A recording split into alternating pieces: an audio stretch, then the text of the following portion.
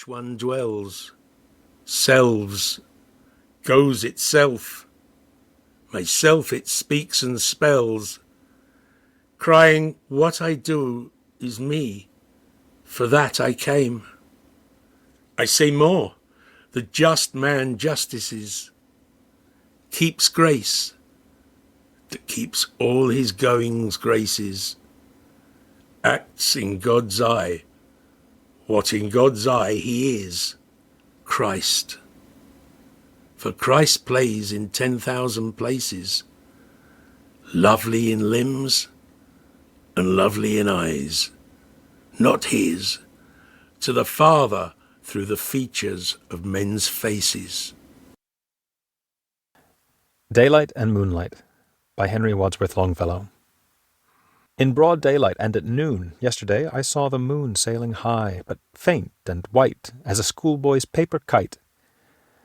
In broad daylight yesterday I read a poet's mystic lay, and it seemed to me at most as a phantom or a ghost. But at length the feverish day like a passion died away, and the night, serene and still, fell on village, vale, and hill. Then the moon in all her pride, like a spirit glorified, filled and overflowed the night with revelations of her light. And the poet's song again passed like music through my brain. Night interpreted to me all its grace and mystery. It was an April morning, fresh and clear, by William Wordsworth.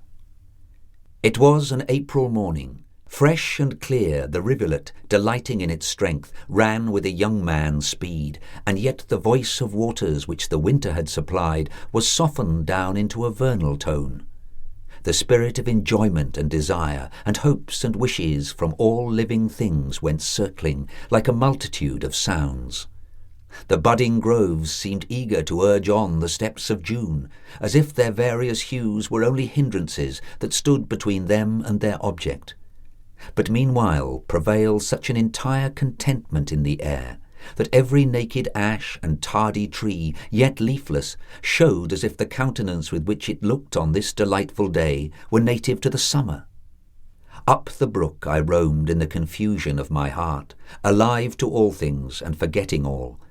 At length I to a sudden turning came in this continuous glen, where down a rock the stream, so ardent in its course before, sent forth such sallies of glad sound, that all which I till then had heard appeared the voice of common pleasure. Beast and bird, the lamb, the shepherd's dog, the linnet and the thrush vied with this waterfall and made a song, which, while I listened, seemed like the wild growth or like some natural produce of the air that could not cease to be. Green leaves were here, but 'twas the foliage of the rocks, the birch, the yew, the holly, and the bright green thorn, with hanging islands of resplendent firs. And on a summit, distant a short space, by any who should look beyond the dell, a single mountain cottage might be seen. I gazed, and to myself I said, our thoughts at least are ours, and this wild nook, my Emma, I will dedicate to thee.